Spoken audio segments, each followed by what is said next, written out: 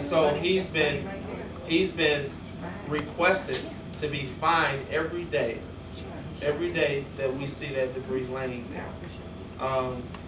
But that's and it's so easy, and I have to remind residents that there's an objective higher than what we can see.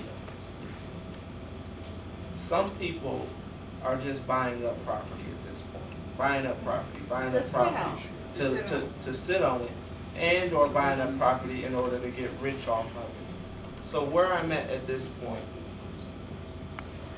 that day-to-day operation that involves code enforcement, that day-to-day operation is not being taken care of. So it's easy for people to throw that my way or throw that at another council person's way. If building and housing reported to me, like when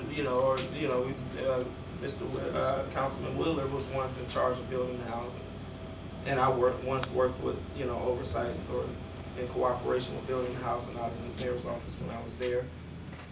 If building and housing was our responsibility, yes, I would send them immediately over there to find him immediately that day.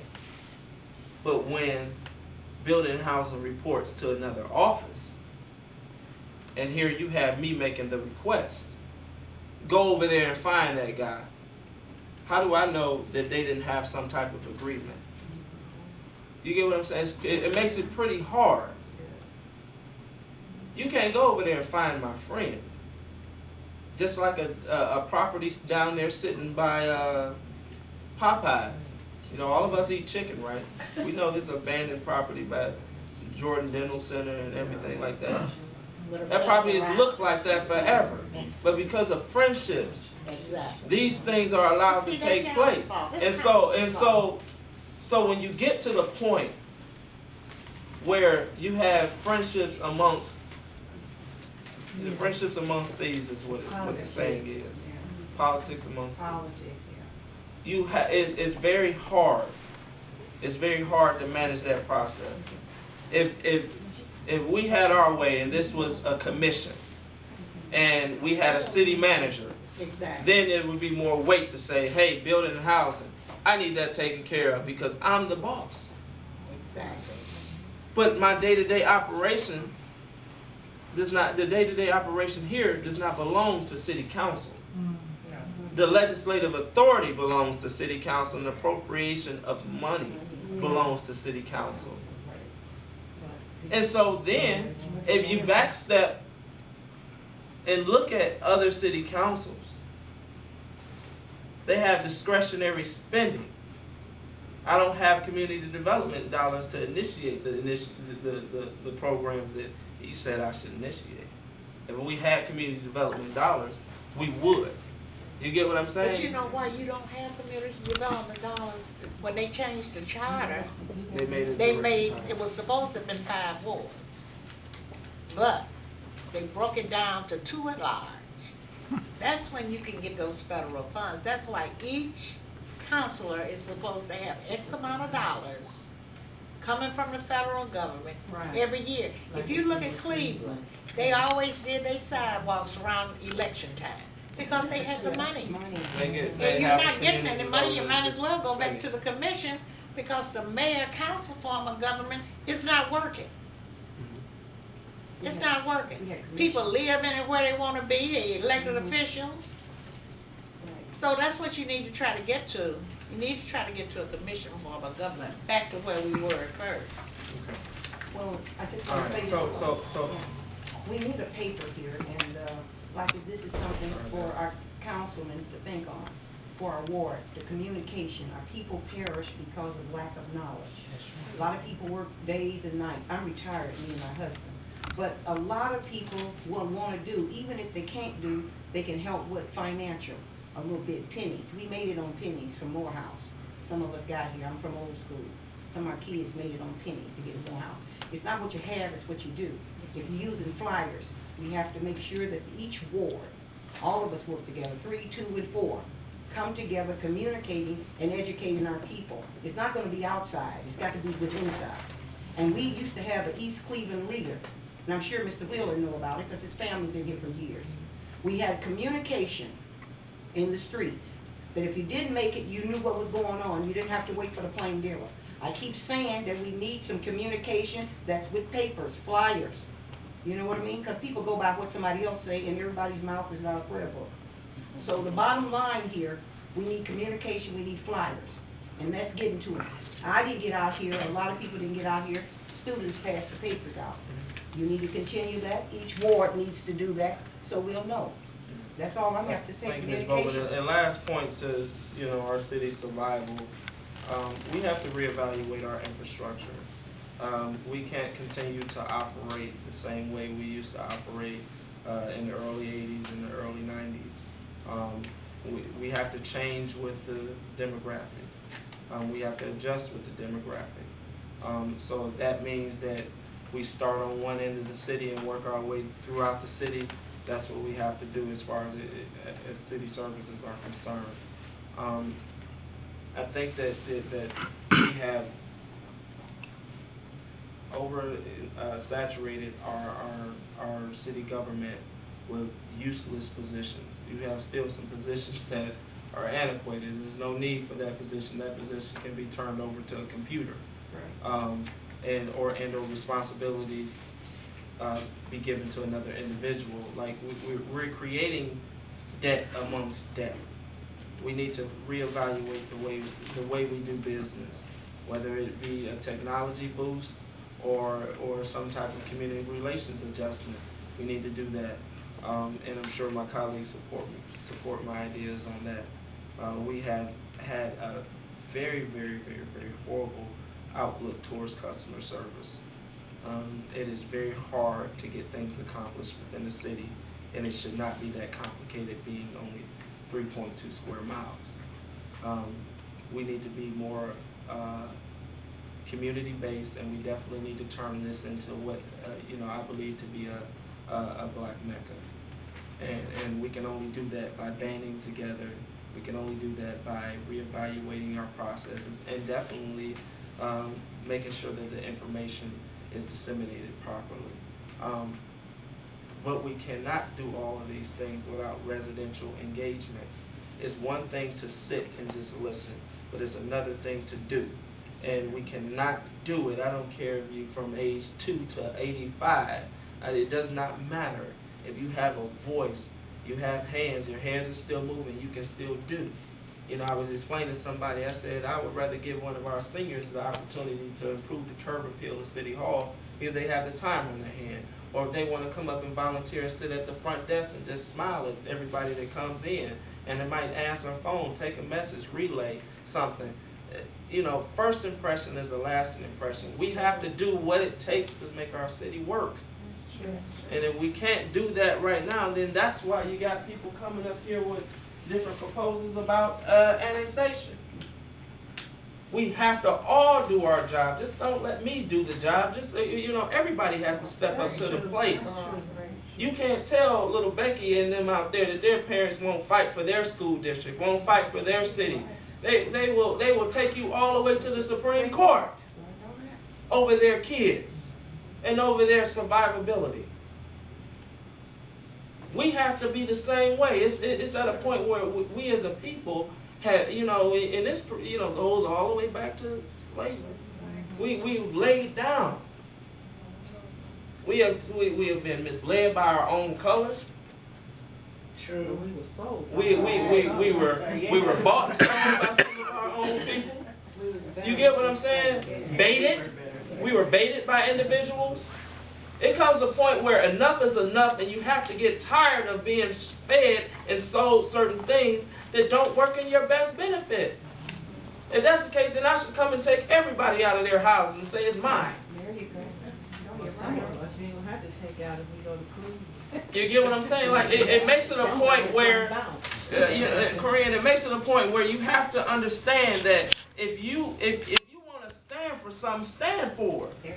But if you don't want to stand for anything and you just want to be an onlooker, go ahead and be an onlooker. But that's not the way I was raised. Some people are willing to fight, and I'm glad I have colleagues that are willing to stand up and say what it is they need to say at this point. Who? Right here. I have some. Some of them are in the room, and they'll have a chance to speak on their own thoughts in a second. But I just want you to be affirmed in my position. I do not support the merger. There are other strategies that I've developed, and I'm taking the suggestion of certain committees that are out here working, and some of them I'm participating in. But I'm at home, thinking about various ways that, what did East Orange, New Jersey do? What did Youngstown do? What did Harlem do? Who did they partner with? Trenton. Let's look at Trenton, another black city that is on the rise, that had some ups and downs. You can't go forward without learning from somebody else. And so when we learn from other people, it enhances our option. It enhances our ability to move forward. All right, so I'm going to move on to the next point. There's a senior outreach project that I want to do, and that's in regards to grass cutting, because I know that's going to be a problem. So certain seniors I know are not able anymore, and I know that it becomes hard. So certain lawn care people have agreed to partner with me in order to provide those services. I know, like in Cleveland, Ken Johnson does have a courtesy grass cutting operation that he does, but I have not bitten off of that. It possibly will be a cost associated with it. It wouldn't be a cost like you would charge $20, but I would get a lawn care person to come at a very, very so much discounted rate, and/or I'm coming to cut your grass for free. Now, if I cut the grass, I'm cutting it for free. I'm just going to pull your lawnmower out of your basement and cut your grass. And I don't mind that. I think that our seniors have done enough, and they paved the way for me. So, why not give back? My grandmother's not living, my mom's not living, my father's not living. I just want to be a positive citizen. I believe that a public servant owes that to their community, to do what's necessary to make sure it survives. So not only are we going to clean up, but we're going to also take care of our seniors. They've been kind of beat up this year through the closure of Helens Brown and other little ups and downs. They're coming off the winter, and money is tight. So I know that grass is going to grow really quick. So maybe somebody can get out here and help the cause. All right. Ronald's gonna help me out too. Yeah, I'm gonna volunteer your services. Future ward meetings going forward, it will be once a month at the beginning of the month. So the next one will be the beginning of May. I'll have that date disseminated a week in advance. I know some people told me about the call, then the text that came the day of. Those serve as reminders. But I'm organizing a team again that canvasses so that we can save, from spending for a permit for mail. That's about, it takes about $2,000, $2,500 for me to mail to every constituent within Ward 4. At this point, we don't have the money, so I use the resources. I think Ronald Massey, one of my former students at Shaw, he organized some people and some other folk to canvass the community. All right. I want to turn now, moving on to the next portion of the agenda. Dr. Pittman and Mr. Devin Branch, and I don't see Councilman Kane, but they wanted to, they handed out a document that they wanted to somewhat speak on. Yeah. This time. So do I need to stand up there? You can talk. Okay. Be into it. So I guess I should introduce myself. Everyone keeps saying they've been in East Cleveland for 30 years, 40 years. I grew up in East Cleveland. I went to East Cleveland Public Schools up until 4th grade. So I guess I lived in East Cleveland for about 18 years, but I've been away in school. So I went on, got my undergraduate degree in Philadelphia, then I went on to get my PhD in sociology and social policy from Harvard. And this August, I started as a professor of sociology in the Department of Sociology at Case. So I've essentially been full circle. I'm like a prodigal child. I've come back home. And I've sort of gotten involved because obviously as a citizen, as having grown up in East Cleveland, and as someone who does research on Black people, on neighborhoods, on the inherent value that comes when there are these sort of neighborhood spaces, community spaces, where people can get together and sort of celebrate. That's one of the things that I benefit most from growing up in East Cleveland, having a sense of self, of pride, and that's one of the things that I'm sort of concerned about being lost if East Cleveland were to merge. So as a sociologist, so I'm a social scientist by training, so I went to Harvard for my PhD. I was sort of trained by some of the best scholars, I would say, in the world. When I sort of hear a lot of the mantra that has been sort of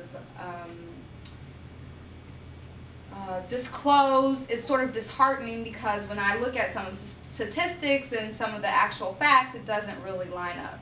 So together with Devin, we've been really working to really think about ways in which we can get information out and facts out about what really is at stake and what really are sort of the facts on the ground, what things should be really considered, what the public should consider.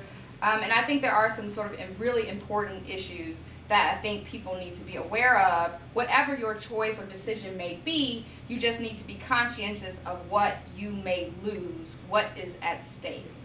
So there are several things that are at stake, which I think again go sort of contrary to what has been disseminated in the media and also by the mayor, which I think are important to provide clarification. So one of the things that has been argued are sort of a perceived benefit of merger is this idea that property owners in the city of East Cleveland will have a reduced tax burden. And I think that is an important point to consider. First, we know that East Cleveland has a large fraction of renters. So when this idea that people are going to be, not everyone is who lives in East Cleveland is going to benefit, arguably, if there was a change in the property tax structure, right? Because they're renters, they're not paying property taxes anyway. This is a very large share of East Cleveland's population that are not homeowners, they're renters. But if you actually were to consider homeowners, so what I have here is, this is actually comparing East Cleveland's effective tax rate compared to Cleveland's effective tax rate for two properties that are basically across the street from each other but bordered in two separate areas. So one is classified as in East Cleveland and the other is in Cleveland, even though they're on the same street. And if you look, this is from the Cuyahoga County Fiscal Officer's website. So you can go to the Cuyahoga County Auditor's website and put in any property address and see what the effective tax rate is. This is public information. And what part of my goal and the goal of the East Cleveland Collaborative is to really provide you with information that you can go and check yourself, right? Because I think it's important to have sort of factual, accurate information. So if you go to the website, the Cuyahoga County Auditor's website, and you put in these two addresses, which are essentially across the street from each other, but one is in Cleveland, one is in East Cleveland, you will see, if you look here and highlighted in yellow, the effective tax rate in the city of East Cleveland is lower than the effective tax rate in the city of Cleveland. So essentially, the argument that property taxes will be lower is not necessarily true when you look at the effective tax rate. So that is something to consider. If you are a property owner, the possibility that you'll face an increased tax burden if we were to merge. So this is just one example of something that has been advocated as a benefit that we really need to think about. Is this really a benefit? What do the actual facts say when we look at the actual facts? When we go to the Cuyahoga County Auditor's website, what are the actual tax rates? What is the actual effective tax rate? It's actually 2% higher in the city of Cleveland. I just want to comment, because on my street, I had people to go to the county and they lowered their tax by $5,000 and $6,000. I Right. did that. So merging with the city of Cleveland can't do that. You as a property owner. Right. And So the reason why it reduced because of abandoned property. Okay, So and you another. can have lower taxes if you want. Right, and the other thing is, so one, a lot of East Cleveland residents are renters, so they're not paying taxes anyway. And then like my grandparents, they live in the city of Cleveland, but they're elderly, so they get relief. They get released from their tax burden. So we have a substantial population of elderly people who are property owners. They're already paying a reduced tax rate. So this argument about it being this huge benefit is, if you look at the facts, it doesn't line up. So my goal is not to persuade you of any one option, but I do think that it's important that information and truthfulness is sort of presented to the public. And so that's sort of one of the goals that we are trying to implement, to having public discourse, to having discussions where real, truthful information is presented to the public, not to persuade you, but to give you the facts. The other things I think that are really important to consider, so I teach a class on criminology, and so one of the things that I have, public speakers come to talk about the criminal justice system, and what we have in the city of East Cleveland is actually pretty unique for a municipality of our size. Is we have our own municipal court. What does that mean? So that means if you have a grandson or a son and they get in trouble for some misdemeanor, they were acting up in school, that means we have an elected official who we elect, who is responsible for adjudicating what happens to that person, that child, that member of our community. So our judge, who we elect, arguably is going to think about our children in a way that someone who is not someone who we elect, or who is more distant, won't necessarily, take into consideration things about, this is typically a good kid, he's just acting out, he got in with the wrong crowd. These are important things, especially because once you get a criminal record, once you have the stigma attached, it becomes increasingly difficult for you to integrate into society, to get a job, so having our own municipal court is a very important benefit that we currently have, and we would lose. There is no doubt about it. We would lose that if we were to move to a merger. And I think that is important to consider, especially with regard to, we know what the consequences are for the criminal justice system when young black men particularly get involved. Once they're sort of ensnarled in the system, it makes it very difficult for them to get out. So at least if we have our own court who we elect, we can in some sense ensure that they're acting on behalf of our community, of our youth.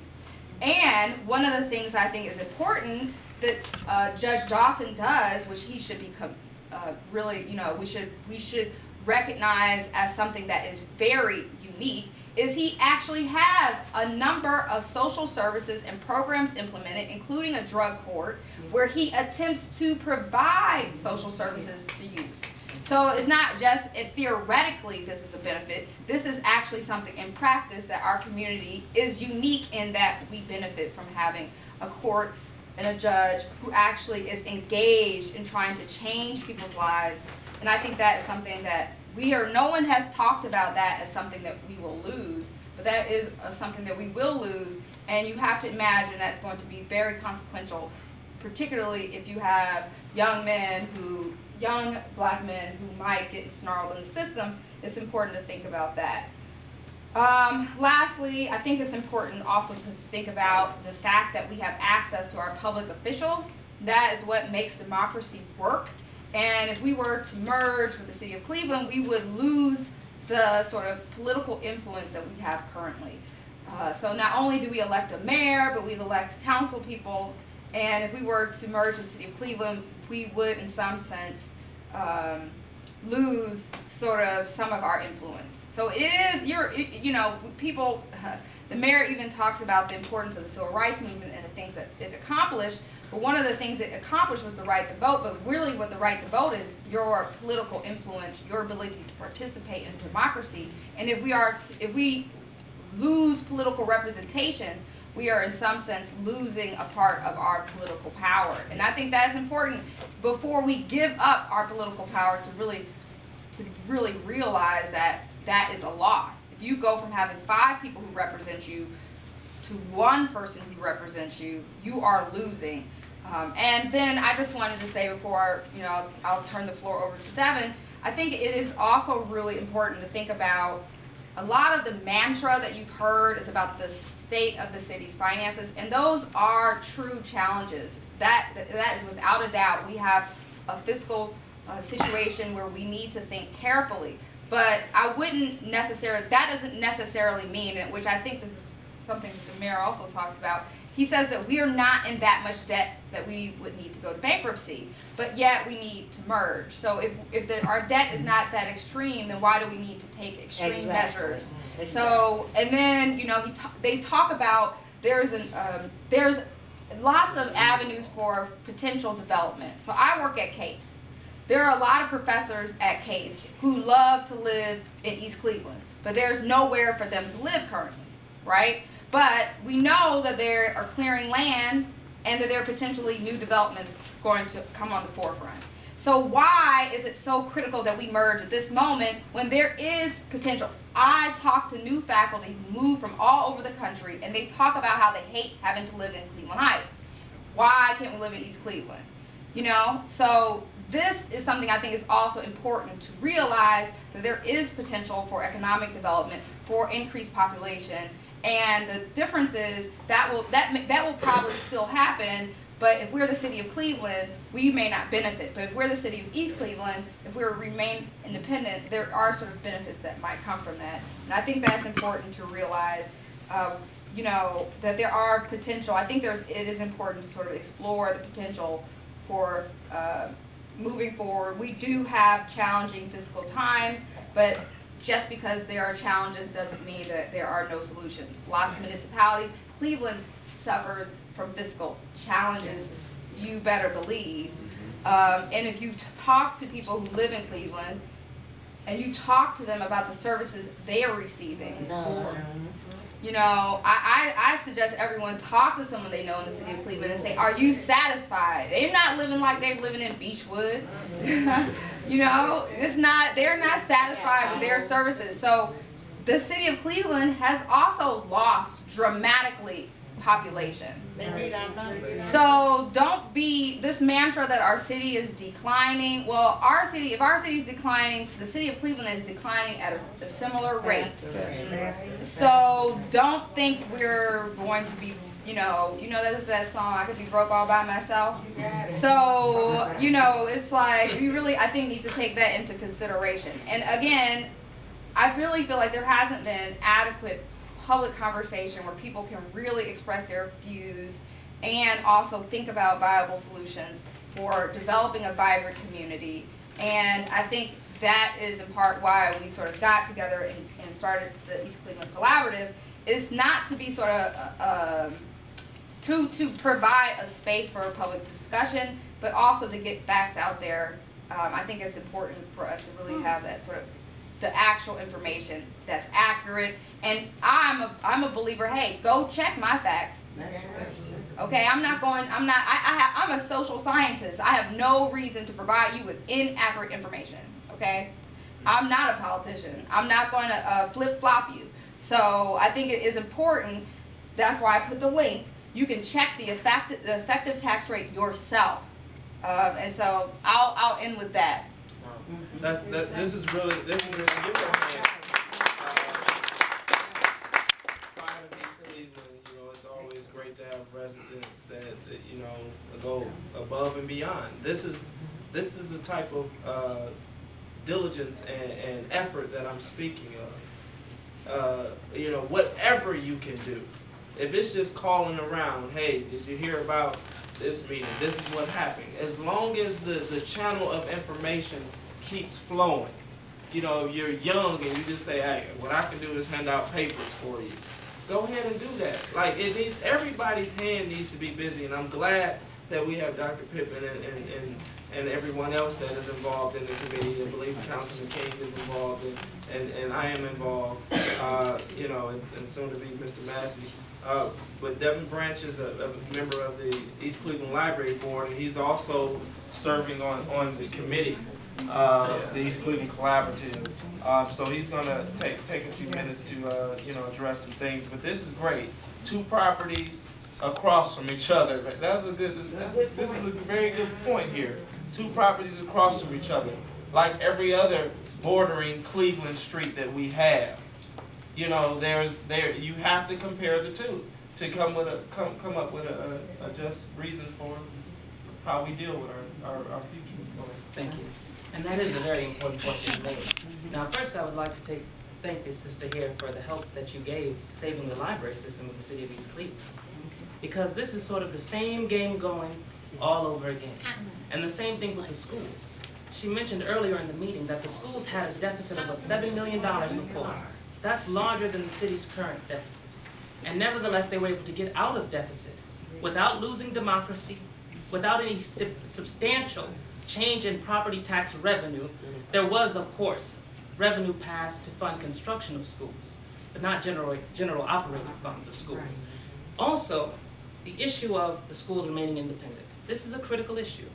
There's a statement, and the mayor inferred that if the city were to merge, that you would be able to keep your school system because they are separate political subdivisions under the state of Ohio. Now, the school district is a separate political subdivision, but believe you me that if the city merges, the merger, it's really not a merger. We should even stop using that terminology.